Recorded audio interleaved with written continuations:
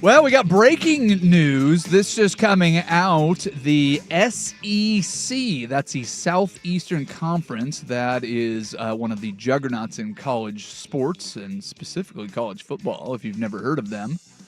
They have conceded and will join the rest of the college football by playing a 9-game conference schedule. I was looking at you, Schulte, the whole time thinking you were looking for the button to push for applause, and you gave me 3 claps. I love that. I don't need the applause button. I could do it myself. You did. I love it. I'm excited about this, actually. This is, we've been talking about this for a long time, and this is something that gets under a lot of people's skin. When we first started the happy hour, we had this whole debate where we had Dusty in here for one of the bonus hours we were doing before Ducks Insider started. Yeah. And I have said that if the SEC is not willing to change, the rest of college football is silly not to. I still believe that. I didn't think we would ever see the SEC cave on this point. I mean, they have reaped all the benefits of it. But the truth is now with the extended playoff, it kind of disintegrates their advantage a little bit. I mean, they are, I think, on fairly equal footing with the Big Ten. Mm-hmm. But now for the teams that missed out last year, so we talked about the story yesterday, that the committee is going to look at the, I can't remember what they called it.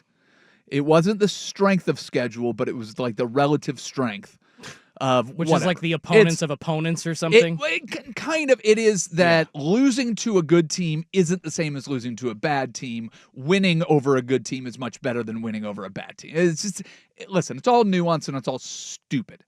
Yeah. But it was a way for the SEC and for the Big Ten to justify getting more teams in. Like, hey, we just have more. It just means more. We have more competition. It's harder here. We've got better teams. Whatever that is. The SEC, I think, conceding is saying that, hey, if you guys are going to give us a little bit of room here, and I think this might be one of those smokescreen things where they go, let's throw it out there, and then we'll follow it up with this story.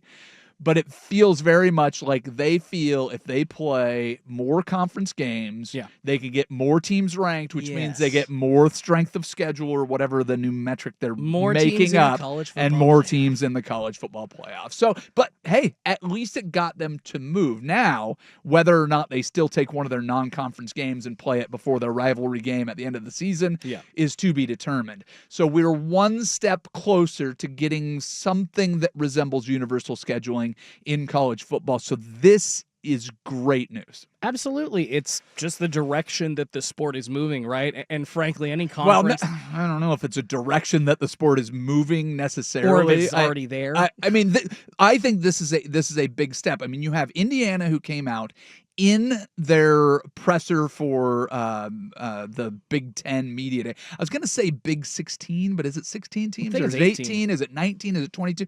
The Big Ten Media Days, Curt Cignetti came out and said, yeah, we're not going to play anybody tough.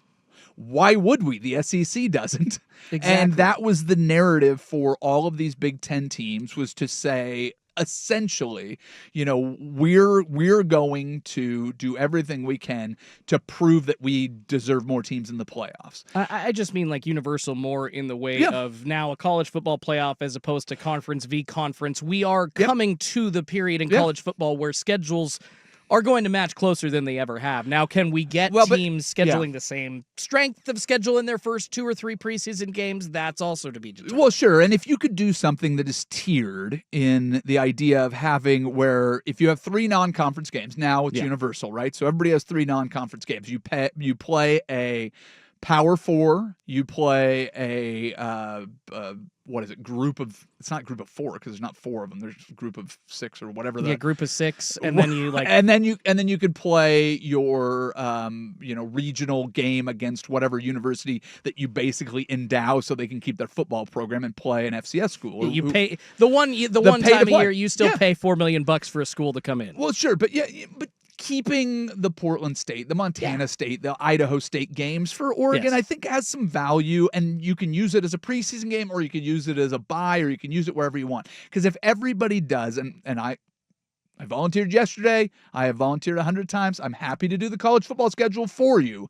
but you don't want to have something where everybody plays their FCS opponent in week 1 or week 0. You don't want it to be everybody plays their group of 5 in week 2, and you don't want everybody to play their Power 5 games at the same time, because you want to have a mix-up where you can play as many interesting games each week as possible. Like having all the rivalry games in 1 week, they're going to overlap. And if you want to watch Texas, Oklahoma at the same time that Auburn and Alabama are playing, just as an example, it's kind of a bummer for guys like me that I don't have a team. I'm a general college football fan. I would like college football to figure itself out. Until they do, for me, it's really hard to dive both feet in and be a college football fan.